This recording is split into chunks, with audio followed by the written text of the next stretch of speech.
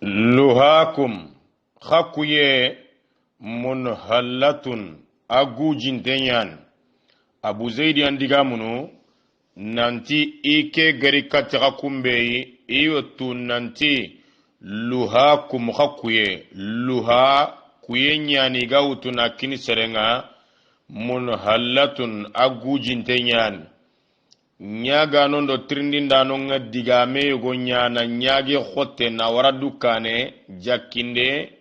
balaga gumunti bara'atu istihlal kharuye bariye akawa fi digan qore. Nabillahi Yusufu kebega girinandaga katte nantana kuin tafsiri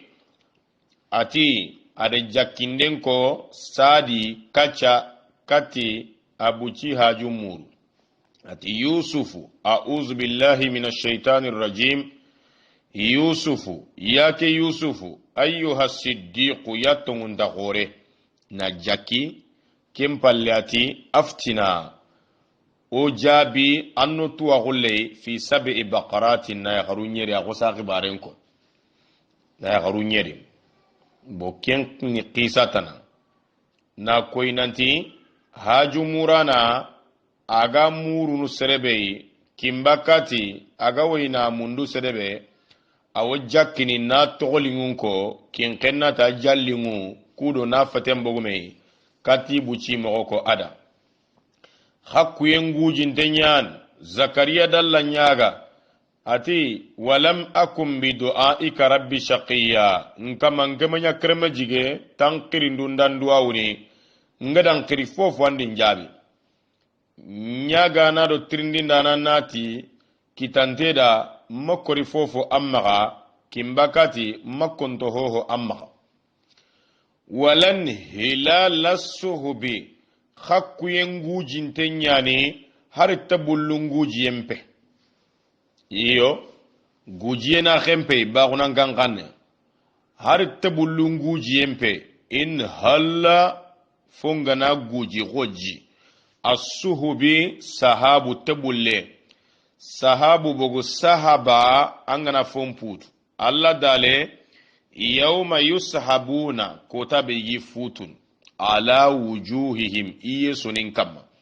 tabullunga nya iganta sabatini dingira bane kamunga nokubane kamu iga futini ina daga ke tatte ina daga ke bange itiranga sahabu ajamu unkafmanten suhubu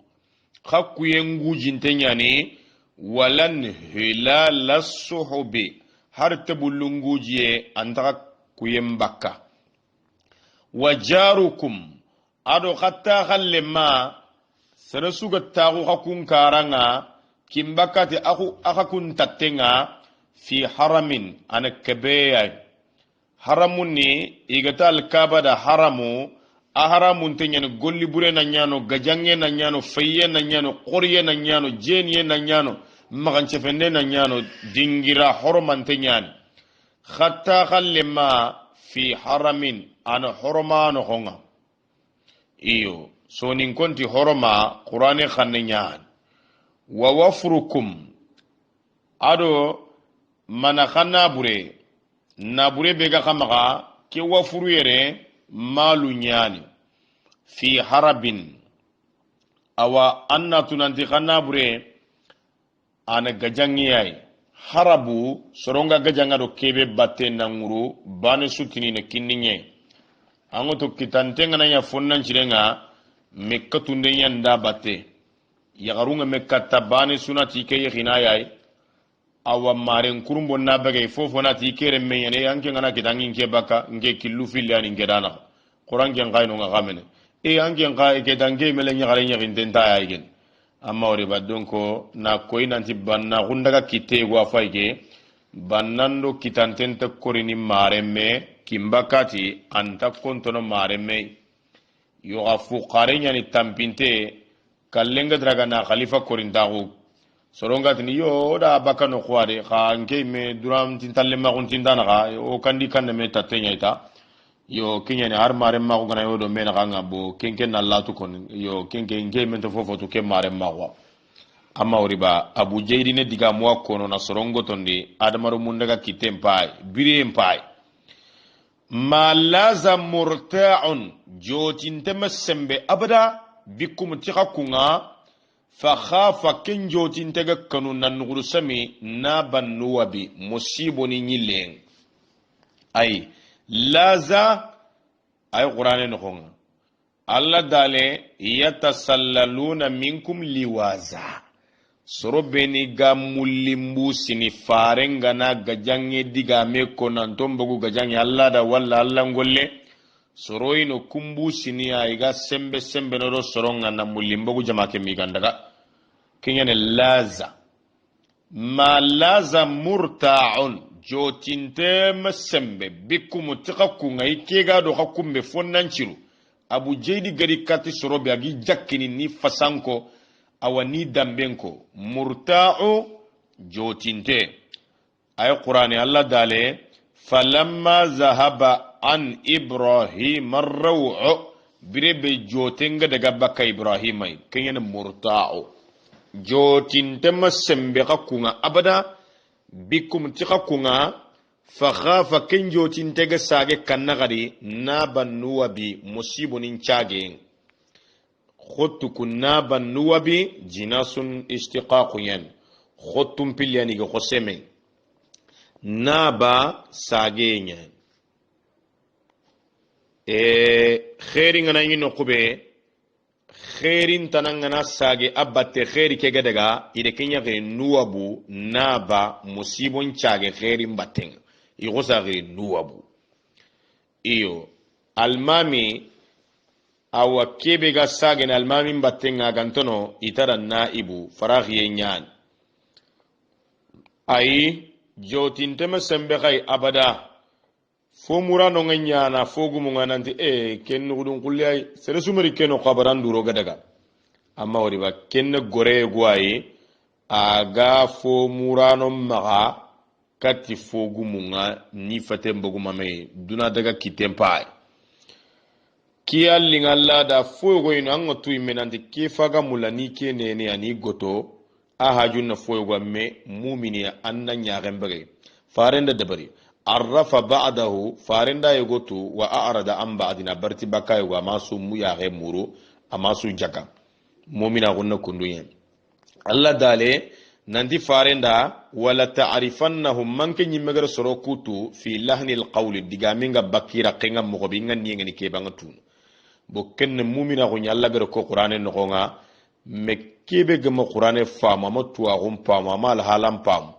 ana koy girti giji menanti war mar munga janga nanya rokoye ya nanya mogotana ina daga digame kanyi medanga mata ko do kebe qonna makama khara walasta darra amilun ado jiginte serebe jiginte do yelumante be ga jigini na jikke sembe serei awa jikki sembana makati qami muri hiba akum khakun kuyenga sere sumi jikken cemben nanti inan kamundi kakun kuye ke khaniku fama hobi gama kamanku awre na sere sumari fo muru kakun ayre akamando fo gama daga istadarra aw qur'ane no sinu kedo tawke nyaage kholle nyani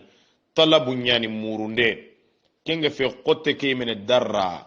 alla dale yursilis samaa alaykum midrara Allah kamun kayni katakay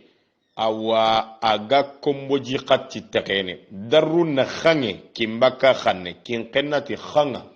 nan kombo igana katuna ntiga kamaga katti lagana na afufufufu baka iyo jiginte ado jiki sembana amakati kami muri hiba akumukakun kuyeke abada seresumi jikken cembe gaye fama hubi igama kamanku kagama kamanku iyo kakuni fonnan cirunya abu jaydi jakkini ni fatem bogumeme kudo iga fokita mogobe fan atifu khanangube fi qissati ike qisaki atafa aw qur'an no thani ya'th fihi karawtanani angutu gube nangan karam ko ni nanjon ko ifonga kundu yo kenya ni atafana kenya khana ngube fi qissati ike qisa ke na terinka na nyakati qisa ke khama gafalle ko yede wa ahsinu munqalabi ado khani ki abu zaid sage nchirondi iga sage ne nyangala halabe fo mura ganari agana idagana inaku iyo karankeri bamako ari dakaro ari banjunu ari noasoto nangiri kara agana idagana soninga corona te atinge ile tingandia kimbakati da india bawno ile likenge benkini siro endo kuyu anda amerikin ko ina gaindada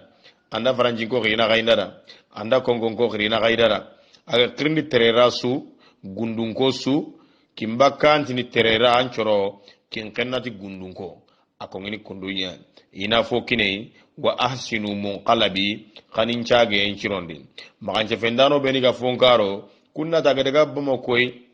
aga dakaro aga sere kundai awa aga noaso to yar batran qalsiya kita enti kati gaindaranga enti tikati de kemme mu manyanya enti tikati kende tanate wujuna gada enti tikati kende kiya de brada ayore ne akamancha geranchiro asage mogonchiro abu jeydi adamaru mundaga mogo ibire mogo kitanto aro kitantambelini iga do menaga fonkaranta ganon kadiga mungani kebe awa kendi metana kubeni ga memene nanti kati de kekini kati igana kinaime anti kite bakawre la alla tuwano ngere kebe ko kendi ga miani nanti sere suntan konini abada magade khanu ina nyago ankemme aga kontu khayindano ankemma iwankunu iwanji bampaka agni amma angana ri kapitalinga inampaga inantingandi inanyindi geringa kubeni ga makita kunna to fonkare ga digamburu kongini magamballe vaya makama fay na ko soni kalle munda